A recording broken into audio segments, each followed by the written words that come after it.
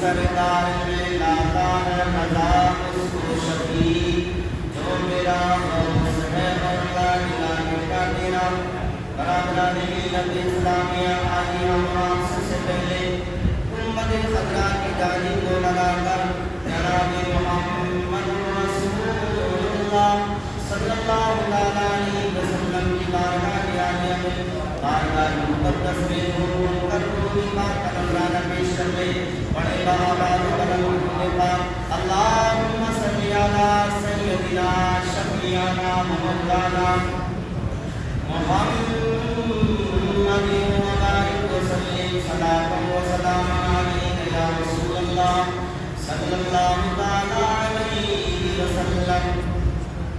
برادران ملت اسلامیہ، ابھی میں نے قرآن مقدس کی اللہ کے کلام کی بہت مشہور آیت کریمہ تلاوت کرنے کا شرف حاصل کیا۔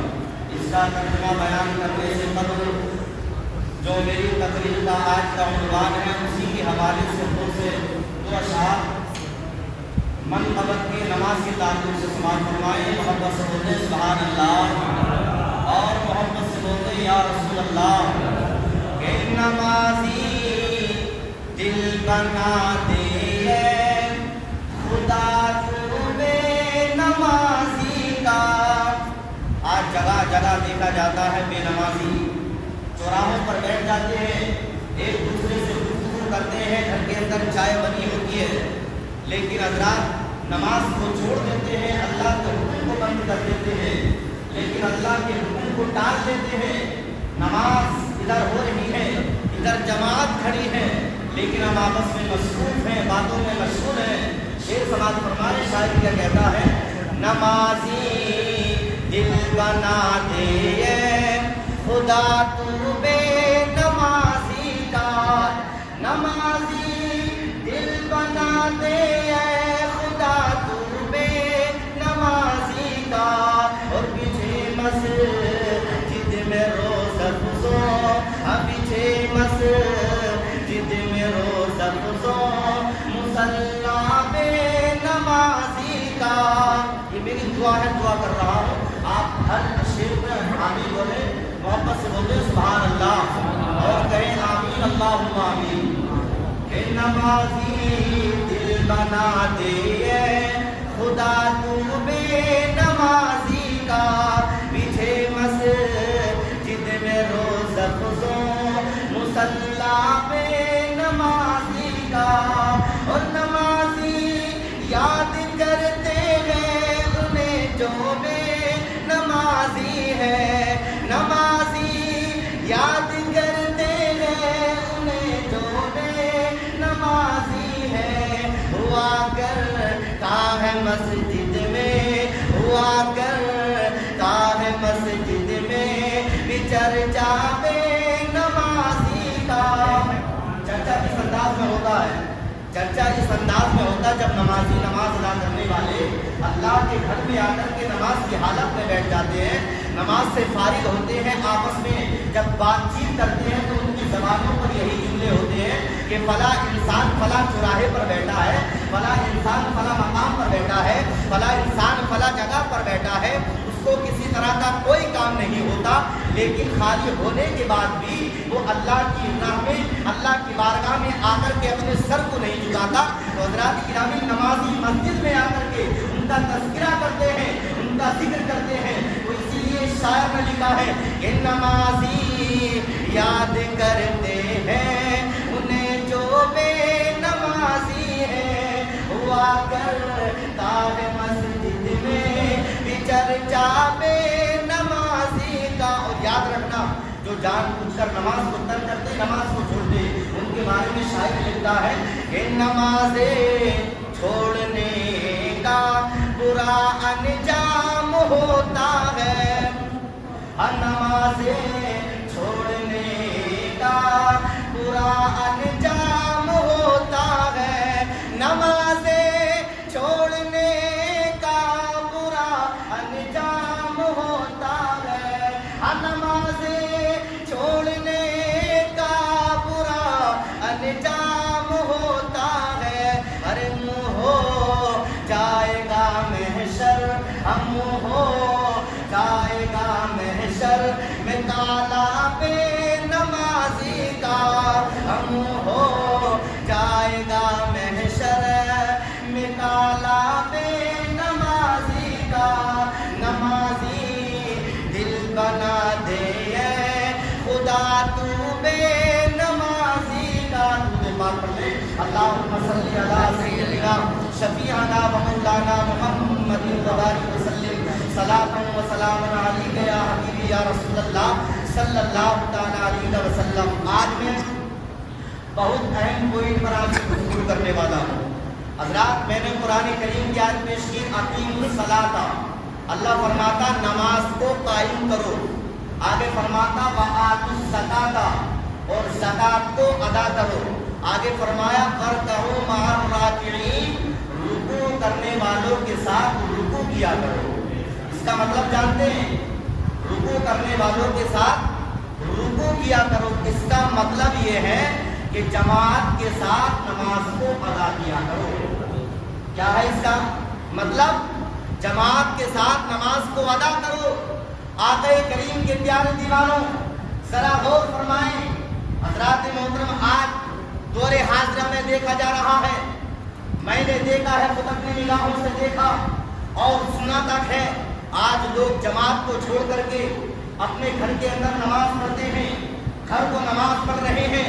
لیکن یاد رکھنا حضرات، مجبوری کی وجہ سے اگر کوئی زیادہ مجبوری ہے، لیکن جماعت چھوڑنے کا کہیں سے کہیں تک حکم نہیں ہے، اس لیے کہ حضرات گرامی، آقا کریم صلی اللہ تعالیٰ علیہ وسلم کے پیارے دیوانوں، مدینے کے تاجدار جان ایمان میرے آقا صلی اللہ تعالیٰ علیہ وسلم ارشاد فرماتے ہیں کہ تنہا نماز پڑھنے سے جماعت کے ساتھ نماز پڑھنا 27 درجہ زیادہ ثواب ہے۔ سبحان اللہ۔ کیا فرمایا؟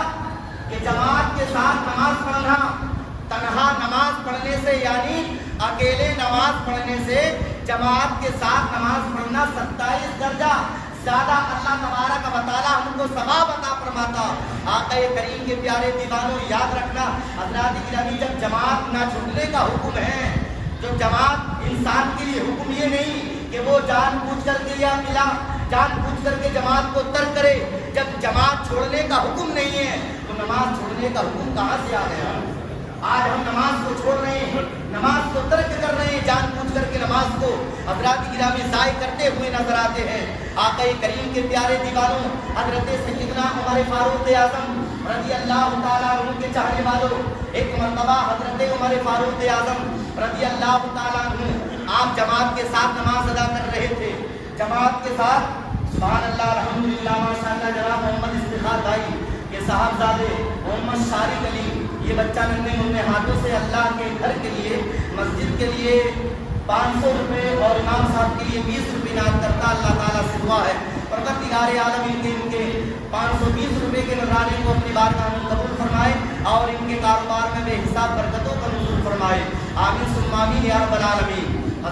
حضرت سیدنا فاروق اعظم رضی اللہ تعالیٰ عنہ آپ جماعت کے ساتھ نماز ادا کر رہے تھے، جب جماعت سے نماز سے فارغ ہوئے آپ نے پیچھے مڑ کر کے دیکھا تو جیسے ہی آپ نے جماعت سے نماز ادا کر کے پیچھے گھوم کر کے دیکھا تو آپ کو آپ کا ایک ساتھی نظر نہیں آیا، آپ کا ساتھی نظر نہیں آیا۔ حضرت عمر فاروق اعظم نے کہا کہ فلاں جو شخص تھا جو میرا ساتھی تھا وہ کہاں ہے؟ جماعت میں نہیں پایا گیا، جماعت میں وہ نہیں دکھا۔ حضرات محترم بتایا گیا کہ حضور وہ جو فلاں انسان کا فلاں شخص تھا وہ اس نے پوری رات عبادت کی تھی، پوری رات اللہ کی عبادت کی تھی، تسبیح و تحلیل کی تھی، اللہ کی عبادت میں مصروف رہا تھا، لیکن حضور ہو سکتا ہے اس سے، اے عمر فاروق اعظم ہو سکتا ہے پوری رات عبادت کرنے کی وجہ سے، پوری رات جگنے کی وجہ سے اس سے فجر کی جماعت ترک ہو گئی، فجر کی جماعت چھوٹ گئی۔ حضرات محترم غور کرنے کا مقام ہے، جب حضرت سیدنا عمر فاروق اعظم رضی اللہ تعالیٰ عنہ نے یہ جملہ سنا، سننے کے بعد میں فرمایا سنو، اگر اس کے لیے بہتر تھا کہ وہ پوری رات سوتا اور پوری رات سونے کے بعد فجر کی نماز جماعت کے ساتھ ادا کرتا، اس کے لیے بہتر تھا پوری رات سو کر کے فجر کی نماز جماعت کے ساتھ ادا کر لیتا، یہ اس کے لیے پوری رات کی عبادت کرنے سے بہتر تھا۔ سبحان اللہ۔ پتا چلا کہ پوری رات ہم عبادت کریں اور سحری کے وقت ہماری آنکھ لگ جائے، ہم جماعت کے ساتھ نماز ادا نہ کریں تو ہماری ساری رات کی عبادت بیکار ہے۔ حوالہ میرے پاس موجود ہے، حضرات محترم غور فرمائیں تو پتا چلا اگر الحمدللہ پوری رات کی عبادت کریں، فجر کی نماز جماعت کے ساتھ ادا کر لیں تو انشاءاللہ یہ اور بھی زیادہ بہتر ہے۔ سبحان اللہ۔ تو پتا چلا اگر ہم نے فجر کی نماز ترک کر دی اور پوری رات عبادت کی تو سمجھ لینا حضرات گرامی پوری رات کی عبادت ہماری بیکار ہے جب تک ہم جماعت فجر کی نماز جماعت کے ساتھ ادا نہیں کریں گے۔ حضرات محترم دوسری چیز، حضرت سید حضرت عبداللہ مکتوم رحمۃ اللہ تعالی علیہ ارشاد فرماتے ہیں، وہ فرماتے ہیں کہ ایک مرتبہ آپ نے فرمایا، سبحان اللہ الحمدللہ ماشاءاللہ، ہمارے اسلامی بھائی یہ 20 روپے اللہ کے گھر کے لیے انعام کرتے ہیں، اللہ تعالیٰ سے دعا ہے ان کی نگرانی کو اپنی بارگاہ میں مقبول فرمائے، ان کی تمام نیک دلی جائز تمناؤں کو اپنی بارگاہ میں مقبول فرمائے، آمین ثم آمین یا رب العالمین۔ حضرت عبداللہ بن مکتوم رحمۃ اللہ تعالیٰ علیہ فرماتے ہیں کہ ایک مرتبہ انہوں نے اللہ کے پیارے محبوب سے ارشاد فرمایا، یا رسول اللہ صلی اللہ تعالیٰ علیہ وسلم میں نابینا ہوں۔ ہمارے اسلامی بھائی یہ اللہ کے گھر کے لیے، مدرسے کے لیے، مسجد کے لیے، مسجد کے لیے 500 روپے اور امام صاحب کے لیے 50 روپے انعام کر رہے ہیں۔ اللہ تعالیٰ سے دعا ہے ان کی سمجھداری کو قبول فرمائے، کاروبار میں برکتوں کا نزول فرمائے۔ تو بات چل رہی تھی حضرت عبداللہ بن مکتوم رحمۃ اللہ تعالیٰ علیہ، آپ نابینا تھے، اندھے تھے۔ جب آپ نابینا تھے تو حضور سے فرمایا، یا رسول اللہ صلی اللہ تعالیٰ علیہ وسلم مدینہ المنورہ میں تمام جانور زہریلے جانور ہیں اور درندے ہیں، یا رسول اللہ صلی اللہ علیہ وسلم کیا میں جماعت کو چھوڑ کر کے گھر نماز کو ادا کر سکتا ہوں؟ تو حضرات محترم میرے آقا صلی اللہ علیہ وسلم کا فرمان سنو۔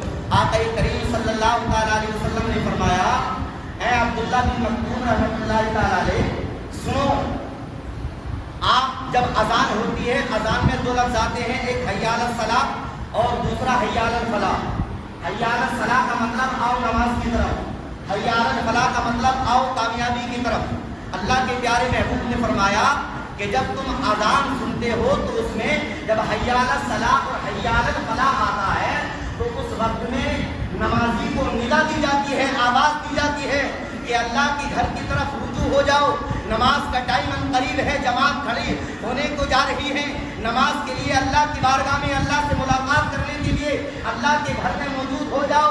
حضرات محترم غور کرنے کا مقام ہے، فرمایا گیا اللہ کے پیارے محبوب نے فرمایا کہ جب تم اس آواز کو سنو تو دوڑ کر مسجد میں جماعت کے ساتھ نماز پڑھنے کے لیے مسجد میں داخل ہو جاؤ۔ سبحان اللہ۔ پتا چلا جب حضرات گرامی ایک اندھے کو، ایک نابینا جو نابینا ہوتا ہے، اندھا ہوتا ہے، اس کے لیے جماعت چھوڑنے کا حکم نہیں تو دوسرے انسان کو نماز چھوڑنے کا حکم کیسے ہو سکتا ہے؟ ہو سکتا ہے؟ ہرگز نہیں۔ تو پتا چلا حضرات نماز کے ساتھ ساتھ آپ جماعت کا بھی خیال کیا کریں، کیونکہ اللہ فرماتا فرکعوا مع الراکعین، یعنی رکوع کرنے والوں کے ساتھ رکوع کیا کرو، جماعت کرنے والوں کے ساتھ جماعت کیا کرو۔ حضرات محترم ذرا غور فرمائیں، آج دیکھا جاتا ہے ہم نماز تو پڑھتے ہیں لیکن کچھ میری باتیں جو پوائنٹ کی بات ہے، ابھی میں نے 2 دن پہلے پیچھے جب میں نماز پڑھتا ہوں تو اکثر میں لوگوں کے پیروں کو دیکھتا ہوں، لوگوں کے حالات کو دیکھتا ہوں۔ میں نے خود اپنی نگاہوں سے دیکھا کہ پوری جماعت میں صرف 1 سے 2 بندے تھے جو کہ جن کے پیر بالکل درست تھے سجدے کی حالت میں، لیکن 80% ایسے فیصد میں نے لوگ سجدے کی حالت میں پیچھے بیٹھنے کے بعد دیکھا کہ انہوں نے جب سجدہ کرا تو ان کے پیر بالکل غلط تھے، بالکل درست نہیں تھے۔ حضرات یاد رکھنا کہ جب ہم نماز کی حالت میں رکوع کے لیے جائیں، پہلا جب ہم قیام میں کھڑے ہوئے تو الحمدللہ ہمارا انداز یہ ہونا چاہیے کہ ہمارا ذہن میں کوئی کسی طرح کا غبار نہ ہو اگر ہماری ملاقات ہو، کیونکہ انشاءاللہ جب کوئی بندہ نمازی اللہ کی بارگاہ میں مشغول ہوتا ہے تو اللہ سے باتیں کرتا ہے، سبحان اللہ، وہ اللہ سے باتیں کرتا ہے، اللہ سے ملاقات کرتا ہے۔ اور اگر کوئی بندہ جب اللہ سے ملاقات کرتا ہے تو اللہ تعالیٰ اس کی طرف متوجہ ہوتا ہے۔ اور یاد رکھنا جب بندہ اللہ کی طرف سے اپنی توجہ کو ہٹا لیتا ہے تو اللہ تعالیٰ بھی اس کی طرف سے اپنی توجہ کو ہٹا دیتا ہے۔ تو پتہ چلا نماز پڑھو تو اطمینان کے ساتھ پڑھو، سکون کے ساتھ پڑھو، کھڑے ہونے کا انداز ہمارا ایسا ہونا چاہیے بالکل درست طریقے سے۔ اگر آپ نہ کر سکے تو کسی مولانا کو، کسی قاری کو، کسی حافظ قرآن کو دیکھ کر کے آپ پھر اس کے بعد میں طریقہ اختیار کر لیا کرو۔ حضرات جب ہم رکوع کریں تو ہمارا رکوع کرنے کا انداز کیسا ہونا چاہیے، سجدہ کریں تو سجدہ کرنے کا انداز کیسا ہونا چاہیے۔ یاد رکھیے کہ جب ہم سجدہ کریں تو سجدے کی حالت میں جو ہمارے دونوں پیروں کی انگلیاں ہیں ان کی نوک، میں نے دیکھا کہ کچھ لوگوں کے جو پیر ہوتے ہیں سجدے کی حالت میں اس طرح سے کھڑے رہتے ہیں، ان کی انگلیاں بالکل اس طرح رہتی ہیں، اور بعض لوگوں کا دیکھا کہ دونوں پیر ہی کھڑے کر لیتے ہیں، اور بعض لوگوں کو دیکھا ہے کہ ایک پیر دوسرے پیر کو ڈال لیتے ہیں۔ تو یہ طریقہ بالکل درست نہیں ہے، سب کا سب غلط ہے۔ نماز تو ہو جائے گی لیکن آپ کی نماز میں کراہت پیدا ہوگی، کراہت پیدا ہوگی۔ دوسری چیز، جب ہم سجدے میں جائیں تو ہماری جو انگلیاں ہیں، ایک انگلی کا زمین سے ایک انگلی کا پیٹ لگنا، یہ جو ہے یہ فرض ہے، فرض۔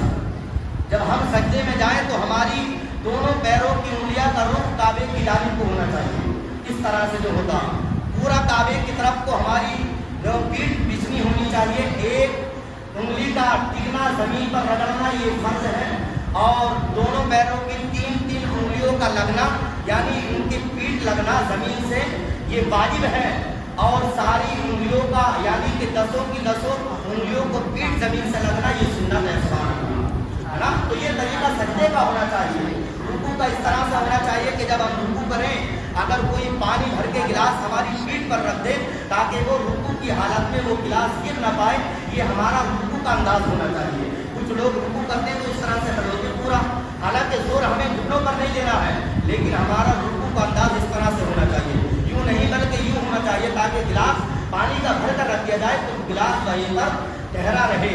حالانکہ نماز کا طریقہ تو بہت ہے لیکن انشاءاللہ جیسے جیسے وقت آتا رہے گا میں نماز کا طریقہ آپ کو بتاتا رہوں گا۔ ایک بات اور ذہنی نشین کر لیں۔ دوسری چیز یہ ہے، حضرت سیدنا حضرت شیخ شازی رحمت اللہ تعالیٰ علیہ بیان فرماتے ہیں، آپ ذرا نماز پڑھنے کا انداز دیکھیں، نماز پڑھنے کا انداز دیکھیں۔ آپ فرماتے ہیں حضرت شیخ شازی رحمت اللہ تعالیٰ علیہ فرماتے ہیں کہ آدھی رات گزر چکی تھی، رات کا وقت تھا، رات کا سناٹا تھا، آدھی رات گزر چکی تھی، آدھی رات آ گئی تھی، اور کوئی شخص کعبے کی دیوار کو پکڑ کر کے، کعبے کی دیوار کو پکڑ کر کے زاروں کتار رو رہا تھا، اور رونے کا انداز یہ تھا کہ آپ کی آنکھوں سے آنسو نکل رہے تھے، آنسو بہ رہے تھے، زاروں کتار رو رہا تھا۔ اللہ اکبر کبیرہ، جب زاروں کتار رو رہا تھا، روتے روتے وہ شخص اللہ کی بارگاہ میں یہ عریضہ پیش کر رہا تھا، اللہ کی بارگاہ میں دعا مانگ رہا تھا، اے رب قدیر تو غفور رحیم ہے، تو رحیم ہے، کریم ہے، تو مالک و مختار ہے، اے رب قدیر، اے رب قدیر، تو میرے اعمال جو میرے اعمال ہیں، میرے اعمالوں کو جب قیامت کا دن ہو، اے رب قدیر جب قیامت کا دن ہو تو یا اللہ تو مجھے اپنی بارگاہ میں اندھا اٹھا کر کے اٹھانا، اس لیے یا اللہ جب قیامت کا دن ہو اور لوگ یا اللہ اگر میرے اعمال تیری بارگاہ میں اگر قبول نہ کیے جائیں تو مجھے تو لوگوں کے سامنے اندھا ہو کر کے اٹھانا، اس لیے کہ کہیں لوگوں کے سامنے مجھے شرمندہ نہ ہونا پڑے، میں شرمندہ نہ ہو سکوں۔ یا اللہ مجھے لوگوں کے سامنے اگر میرے اعمال قبول نہ کیے جائیں تو مجھے لوگوں کے سامنے اندھا اٹھانا۔ یہ جملہ ان کی زبان پر جاری تھا۔ حضرات محترم حضرت شیخ سعدی رحمۃ اللہ تعالیٰ علیہ فرماتے، رونے والے سے فرماتے کہ آپ کون ہو؟ تو حضرات گرامی اور فرمایا کہ کون ہو، اس انداز میں کیوں رو رہے ہو، اتنا زار و کنار کس وجہ سے رو رہے ہو، اور آپ یہ دعا کیوں کر رہے ہو یا اللہ مجھے تم قیامت کے دن اندھا ہو کر کے اٹھانا؟ تو حضرات گرامی اتنا جواب نہ دیا، پھر دوبارہ حضرت شیخ سعدی نے سوال کیا کہ آپ یہ بتائیں کہ آپ ہو کون، آپ کا نام کیا ہے؟ تو جواب ملتا ہے، جواب سنو، جواب ملا انا عبد القادر جیلانی رضی اللہ تعالیٰ عنہ۔ سبحان اللہ بولتے، محبت سے بولتے یا رسول اللہ۔ کیا فرمایا؟ انا عبد القادر جیلانی رضی اللہ تعالیٰ عنہ، فرمایا کہ میں عبد القادر جیلانی ہوں۔ سبحان اللہ، یعنی میں غوث پاک ہوں، بغداد کا رہنے والا ہوں، میں غوث پاک ہوں۔ پتہ چلا ایک ولی کامل، ولی بزرگ جو ولیوں کا سردار ہے، جن کے قدم مبارک کے بارے میں آیا کہ غوث پاک کا قدم مبارک اللہ کے ولیوں کی گردنوں پر ہے۔ سبحان اللہ، ایسا ولی اللہ کی بارگاہ میں زار و فکار ہو رہا تھا اور عریضہ پیش کر رہا تھا، یا اللہ میں گناہ گار ہوں، اے پروردگار عالم تو رحیم ہے، رحم فرما، غفور ہے اور تو کرم فرمانے والا ہے، اے پروردگار عالم تو ہم تمام لوگوں کے گناہوں کو مٹا دے۔ سبحان اللہ۔ پتا چلا کہ جب اتنا مقبول بندہ اللہ کا ولی کامل اللہ کی بارگاہ میں زار و فکار رو رہا ہے، آج ہم ہیں حضرات گرامی، ہمیں احساس تک نہیں ہوتا، ایک نماز نہیں، دو نماز نہیں، تین نمازیں نہیں، بلکہ پوری نمازیں، مہینے کی مہینے نمازیں قضا ہو رہی ہے، لیکن ہمارے دل پر کوئی فرق نہیں پڑ رہا۔ اے نورپور کے غیور مسلمانوں، ہمیں سوچنا چاہیے، اللہ کی بارگاہ میں دعا کرنی چاہیے، یا اللہ پروردگار ہم سب کو نماز کا پابند بنا دے، اور نماز کی برکت سے پروردگار پوری دنیا میں جو مسلمان پریشان ہیں، پروردگار نماز کی برکت سے تمام مسلمانوں کی پریشانیوں کو دور فرما دے۔ تو حضرات نماز کی پابندی کرو۔ آج یہ پریشانیاں جو آ رہی ہیں نا، یہ ہمارے عمل کے کرتوت ہے، ہماری وجہ ہے۔ جب ہم اللہ تبارک و تعالیٰ کی طرف سے اپنی توجہ کو پھیر لیں گے تو اللہ تعالیٰ ہم پر توجہ کو فرمائے گا بھائی۔ حالانکہ اللہ تعالیٰ رحیم ہے، رحم فرمانے والا، کریم ہے، کرم فرمانے والا، لیکن تمہیں اللہ تعالیٰ نے اپنی عبادت کے لیے پیدا کیا ہے، تو اللہ کی عبادت کرو۔ اللہ نے فرمایا وما خلقت الجن والانس الا لیعبدون۔ اللہ فرماتا کہ میں نے جنوں کو اور انسانوں کو پیدا ہی اس لیے کیا ہے کہ وہ میری عبادت کریں۔ پیدا ہی ہم کو اس لیے کہا گیا ہے کہ اللہ تعالیٰ کی ہم عبادت کریں۔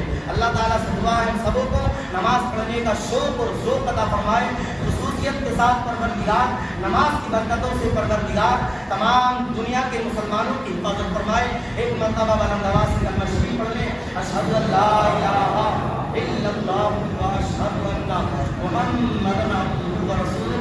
استغفر اللہ